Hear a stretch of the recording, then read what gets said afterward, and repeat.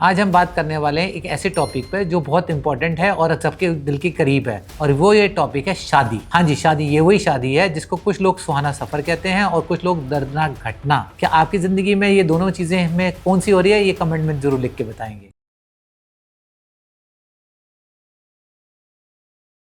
मेरा नाम अभिषेक धवन है, मैं एक एस्ट्रोलॉजर हूं और आजगनीशा.com से पिछले 25 सालों से जुड़ा हुआ हूं और वहीं से मैं कंसल्टेशन देता हूं। कई लोगों ने मेरे से पूछते हैं कि मेरी शादी कब होगी, कैसी रहेगी और इसके लिए क्या उपाय करें। तो ये 3 इंपॉर्टेंट चीजें लोग जनरली पूछते हैं। तो मैं आज आपको एक बहुत सिंपल तरीके से बताता हूँ कि किस तरह से आप भी चेक कर सकते हैं कि आपकी हॉरोस्कोप में शादी के लिए ग्रह अच्छे हैं या खराब हैं। तो सबसे पहले इंपॉर्टेंट होता है ये जानना कि कौन सा ग्रह है। तो आपको कुछ लोगों को पता भी होगा कि कौन सा ग्रह इंपॉर्टेंट है शादी का, और कुछ लोगों को शायद नहीं पता होगा। तो जिनको पता होगा उनके दिमाग में सीधा एक ही ग्रह आया होगा, वो है शुक्र, यानी कि वीनस। वीनस मोस्ट इंपॉर्टेंट ग्रह है जिसे हम अपनी कुंडली में शादी के लिए इंपॉर्टेंस देते हैं। अगर शुक्र आपकी हॉरोस्कोप में अच्छे स्थान पे बैठा है, यानी कि 7वें घर में, दूसरे घर में, 11वें घर में बैठा है, तो एक अच्छा साइन होता है, जिससे ये होता है कि शादी के योग अच्छे हैं। और अगर यही शुक्र जो है 6, 8वें या 12वें भाव में बैठा होगा तो हो सकता है शादी के में अड़चने बहुत सारी आए। तो इसलिए सिर्फ एक सिंपल है चेक करना। और जो मैं भाव की बात कर रहा हूँ, बेसिकली भाव वो है यानी कि हाउसेस। ये वो भाव नहीं है जो आप लोगों को नहीं देते, ये वो भाव है जो कुंडली में दिया जाता है। तो अगर शुक्र आपके अच्छे भाव में तो शादी अच्छी होगी, और हो सकता है अच्छी शादी की वजह से आपको गाड़ी भी मिले और आप थार में घूमते हुए नजर भी आए। ये तो हो गया कि कौन सा ग्रह इंपॉर्टेंट है। दूसरे ग्रह जो हैं जो इसके लिए खराब भी कर सकते हैं वो है शनि। अगर आपके दूसरे 7वें या 11वें भाव में बैठे तो हो सकता है ये आपकी शादी में डिलेज ला रहा हो। और अगर मंगल बैठा है तो आपको मांगलिक बना देगा। अगर पहले स्थान में, चौथे स्थान में, 7वें स्थान में, 8वें स्थान में या 12वें स्थान में बैठा होगा तो ये आपको मांगलिक बना देगा। और उस वजह से कई बार आपको ये लगेगा कि ये कुंडली मैच तो कर नहीं रही है, तो आगे करे या ना करे। तो इसलिए ये इंपॉर्टेंट हो जाता है उस टाइम पे चेक कराना। आपको ये पता लग गया कि शुक्र ग्रह इंपॉर्टेंट है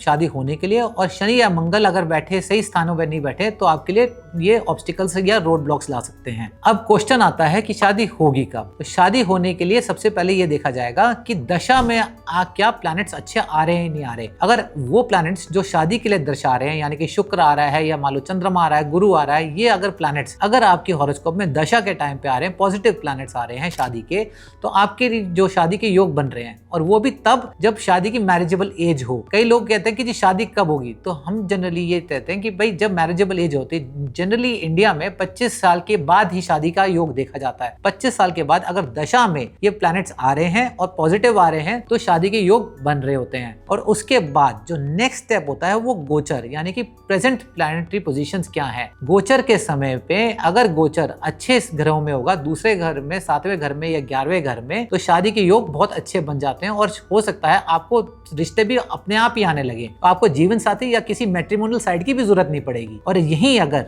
राहु, केतु या शनि अगर अच्छे नहीं हैं और आपके प्लैनेट्स पोजीशन में आ रहे हैं, चाहे गोचर में आ रहे हो या दशा में आ रहे हो, तो आपको बहुत जद्दोजहद करनी पड़ेगी एक अच्छा मैच ढूंढने के लिए। तो अभी तक आपने ये समझ लिया कि कौन सा ग्रह अच्छा है, कौन से ग्रह अच्छे नहीं है, क्या कौन सी दशा सही रहेगी और कौन से गोचर सही रहेगा। अब इंपॉर्टेंट बात आ जाती है, कई लोगों की शादी नहीं हो रही होती है या बहुत ज्यादा डिले हो रहे होते हैं। उसके लिए बेस्ट ये रहता है कि आपको ये पता होना चाहिए कौन से उपाय हैं। तो कुछ ऐसे सिंपल उपाय हैं जो आप अपने आप शुरू भी कर सकते हैं, जिसके लिए आपको किसी ज्योतिषी या किसी पंडित के पास जाने की जरूरत भी नहीं है। और वो ये है कि आप सबसे पहले 16 सोमवार के व्रत शुरू कर सकते हैं। 16 सोमवार के व्रत आपने सबको सुना होगा कहते हुए कि ये मोस्ट इंपॉर्टेंट व्रत है, जिससे ये फर्क पड़ता है कि आपके जो नेगेटिव्स हैं उनको कम कर देता है, और शिव भगवान और मां पार्वती की आपको ब्लेसिंग्स मिलती हैं, जिससे आपको शादी के जो अड़चने हैं वो दूर होती हैं। इसके अलावा कुछ और उपाय हैं, जैसे पूजा और दान और साथ ही साथ जेमस्टोन्स। अगर आपको ये जानना हो कि कौन सी पूजा आपके लिए सही है, कौन सा दान आपके लिए सही है, कौन सा जेमस्टोन सही है, तो आप हमसे कांटेक्ट कर सकते हैं। नीचे दिए हुए लिंक में